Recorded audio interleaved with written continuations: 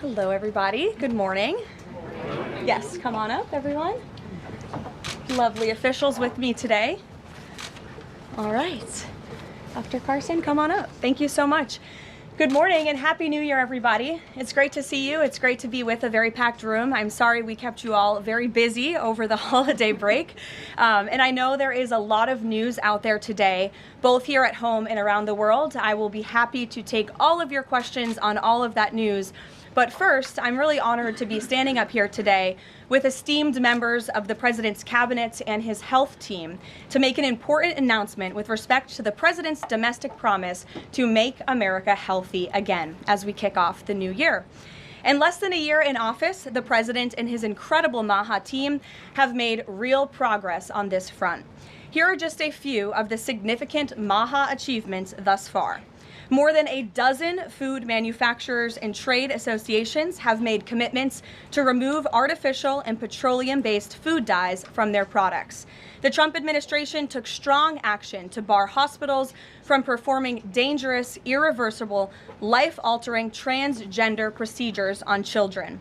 The Trump administration announced funding awards to states through the Rural Health Transformation Program, an unprecedented $50 billion investment established under President Trump's One Big Beautiful Bill. The Trump administration has also worked with 18 states across the country to ban junk food purchases using SNAP benefits starting this year. And thank you for leading that effort, Secretary Rollins. Additionally, President Trump took historic action to secure most favored nation drug pricing and secured deals with major pharmaceutical companies to massively lower the cost of prescription drugs. And those effects are being implemented as we speak. Americans are going to continue to see the result of these incredible deals the president cut. And I know President Trump and this team behind me worked incredibly hard to lower those drug costs for Americans.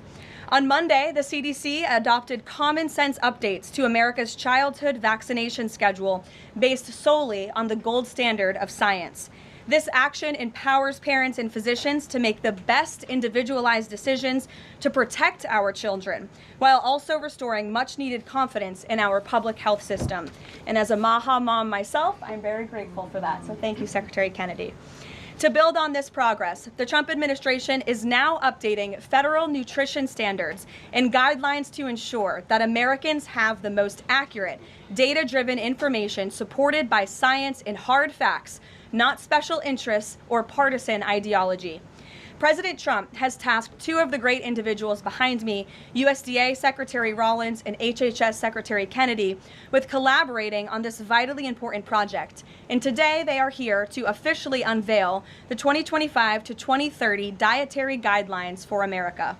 These new guidelines are informed by the best and most reliable research on health and nutrition, particularly as it relates to the role of our diets and the prevalence of chronic disease in the country. They are also These guidelines are easy to read and understand, so every American, young and old, can access this information that literally has the power to change lives. But these are not just an updated guideline. These are the foundation to all federal food programs in our country. These new guidelines are going to update the food that is served to America's children in our public schools, to the plates that are served to our great men in uniform in our military, our veterans, and the food that they are consuming at the VA. And these new guidelines are also going to impact nutritional programs for the needy in our country, such as WIC and Head Start.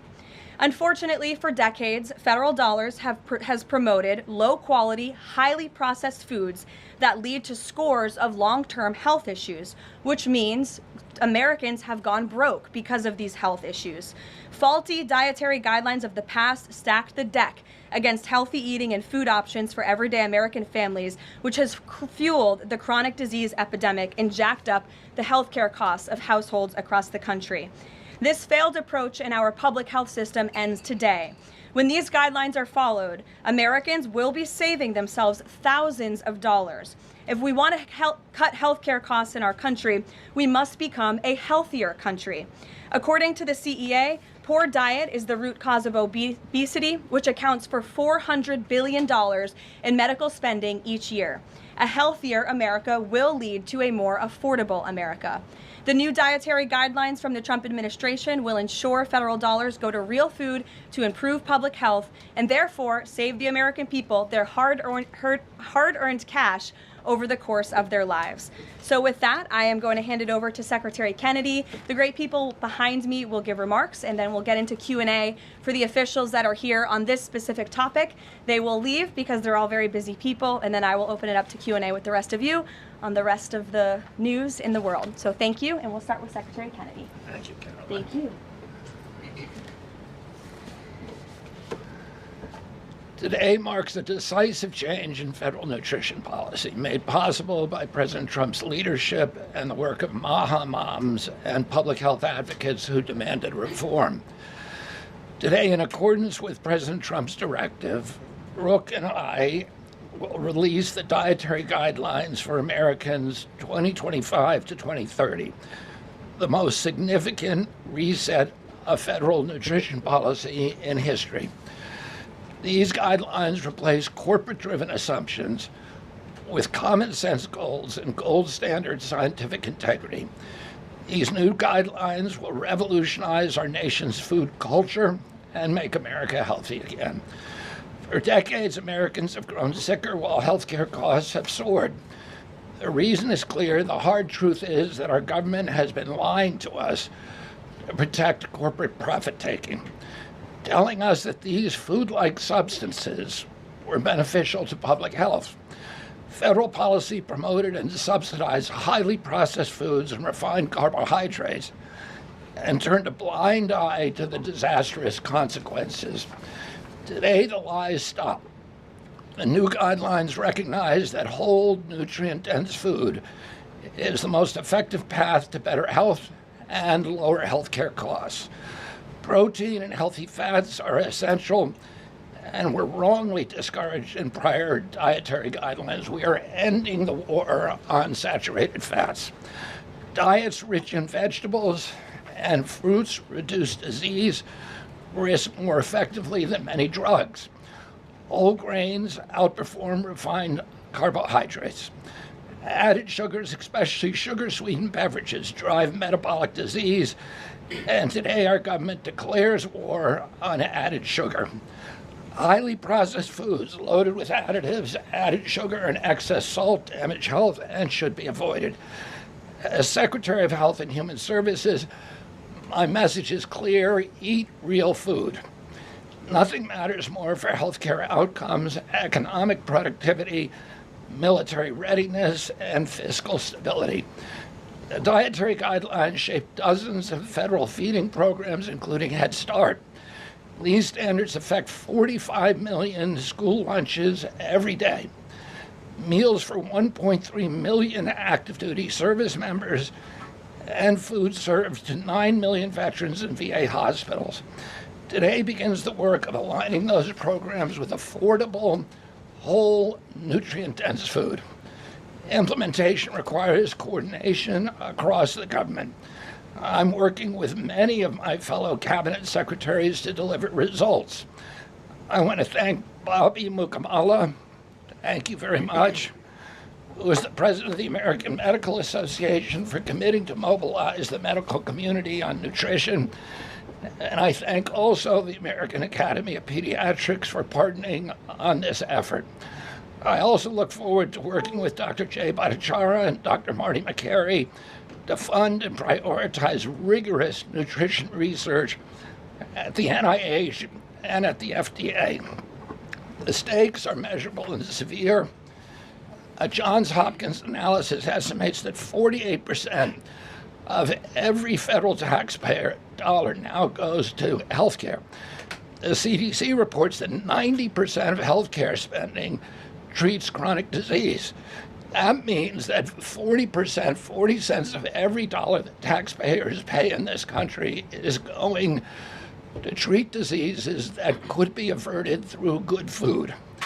The United States has the highest obesity and type 2 diabetes rate in the developed world.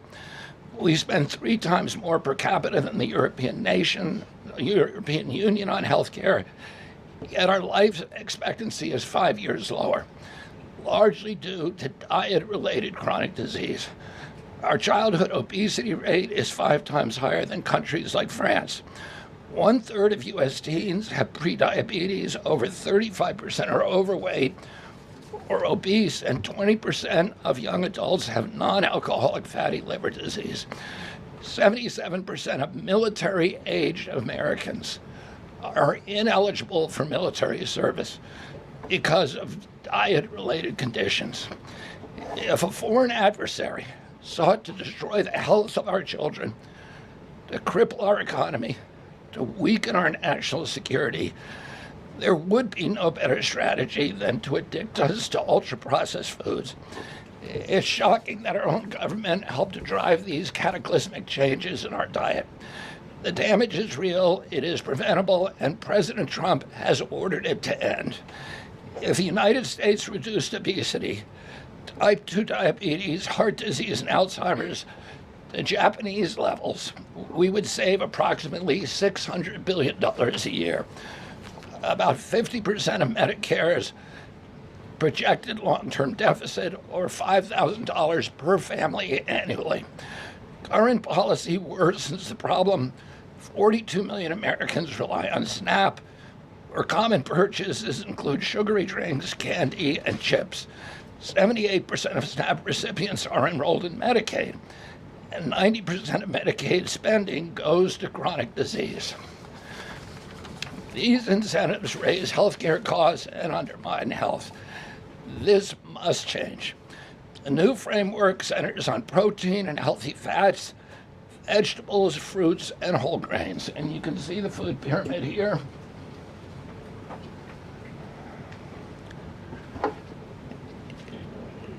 It's upside down, a lot of you will say. But it was actually upside down before, and we just righted it.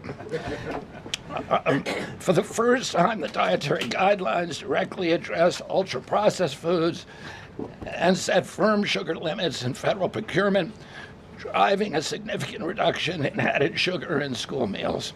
I want to thank President Trump for his leadership and the partners committed to ensuring that federal food dollars support real food and better health.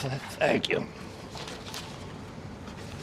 And I want to introduce my partner and a friend, Brooke Rollins, who was an extraordinary collaborator on this. Thank you. Well, good morning, everyone. Happy New Year. What a honor to be here. I think this is Karoline's first press conference back, and what a great way to start the new year, 2026. I want to thank Secretary Kennedy. Your commitment to the well-being of Americans is such a blessing to this nation. We have been working on these new dietary guidelines really since almost day one. Bobby and I were voted on the same day and sworn in on the same day. So I think the partnership from minute one has been real and extraordinary. As Secretary Kennedy mentioned, America is in the middle of the worst chronic health crisis in our nation's history. Over 40% of the roughly 73 million children in the United States have at least one chronic health condition, and nearly 90% of healthcare spending goes toward treating people with chronic disease. Secretary Kennedy mentioned that, but it is really important to keep underscoring that fact. This crisis is unacceptable. It prevents Americans from living healthy and happy lives. And for decades under both Republicans and Democrats, federal incentives have promoted low quality, highly processed foods and pharmaceutical interventions instead of prevention. As a result, nutrient-dense whole foods grown by America's farmers and ranchers have been increasingly displaced. The Trump administration is acutely aware of this danger, and today this announcement is making a major step in doing something about it.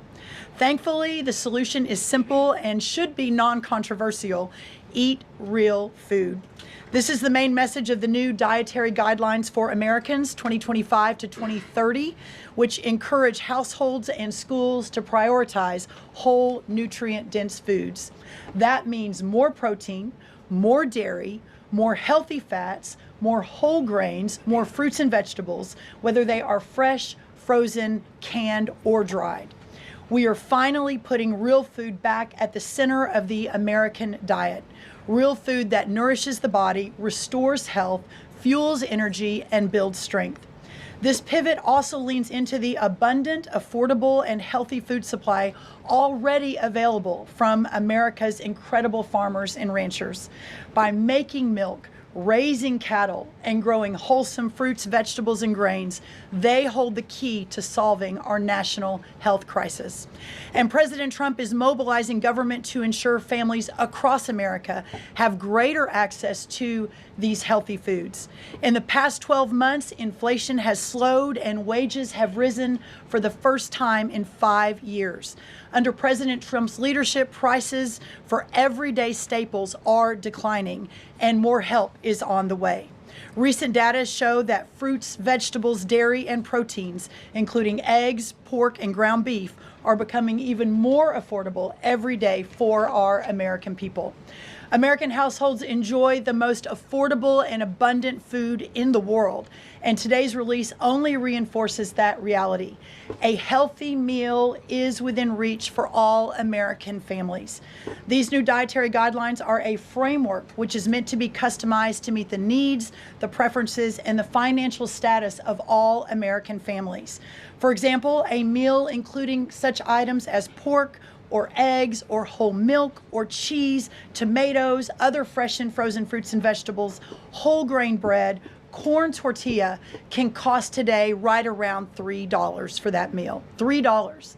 And soon USDA will finalize our stocking standards, which means that those businesses in America that take the SNAP benefit, what they are required to stock in order to take that benefit, by the way, that's almost 250,000 retailers across America, that very soon we will be finalizing that rule that will mandate all 250,000 retailers in America double the type of staple foods that they provide for America's SNAP households.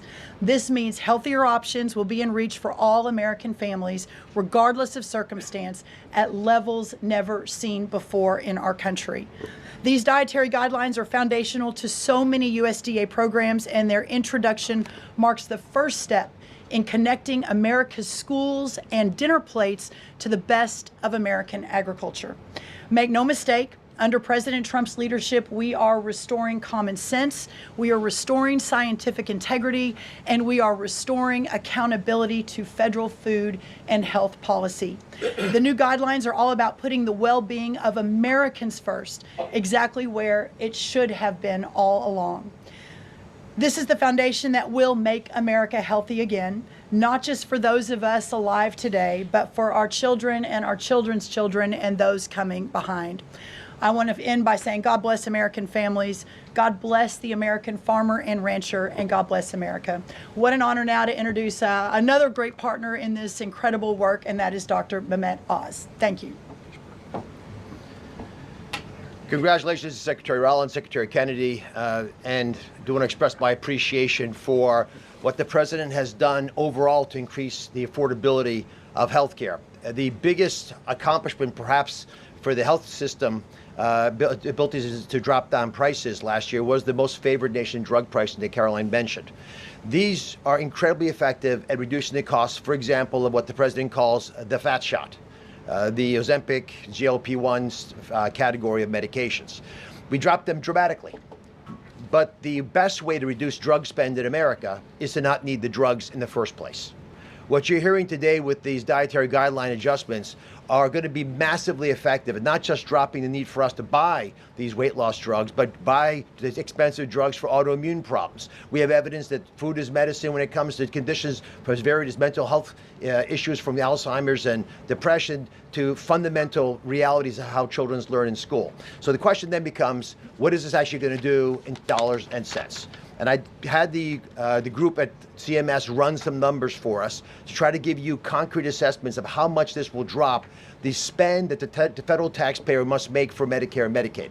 And I'm more optimistic today than ever that we can address the fast rising rate of healthcare expenses in America because of movements like this. Right now, we're increasing health expenditures in America at roughly twice the rate of the GDP growth. We will correct that if we can get America to be healthier, because you can't be a wealthy nation without being a healthy nation. So 2 numbers for you to remember. The first is 30 billion. Why? 30% of healthcare costs are directly attributable to obesity. I'm not talking about indirect associated expenses, which are also present, but a very conservative number, 30%, are directly attributed to obesity. That's about $300 billion a year for just Medicare, If we were to affect obesity by 10%, which is an incredibly conservative and justifiable assumption that has been borne out in evidence-based dietary experiments and trials, just that alone is $30 billion of reduction of expenses for Medicare rather. That's also obviously correlated with Medicaid reduction in spending. In Medicaid, it's a different opportunity because in Medicaid, we educate children. 53% of children in America are covered by Medicaid or CHIP. And we have programs to teach kids and their parents what to eat, and how to make these dietary guidelines that Secretary Rollins and Secretary Kennedy have crafted with their teams into practice. It will dramatically change the natural history of how children are able to participate in life. But let me give you one last number. If we're able to get the average American, who today retires on average at age 61, get them just to work 1 year longer, because they feel so vital, so strong, so bullish about their future, because they're feeding their bodies nutrients that are essential to their high-functioning productivity, we will increase the overall GDP of our nation by trillions of dollars. So we will reduce healthcare expenses. At the same time, we jazz up the U.S. economy with trillions of dollars created by the productivity of American workers. God bless you both for making the DGA feasible and making it perhaps the wisest investment we could make in our communities. Marty Makary is one of my closest friends, the powerful leader of the FDA, who's been taking brave steps along the line and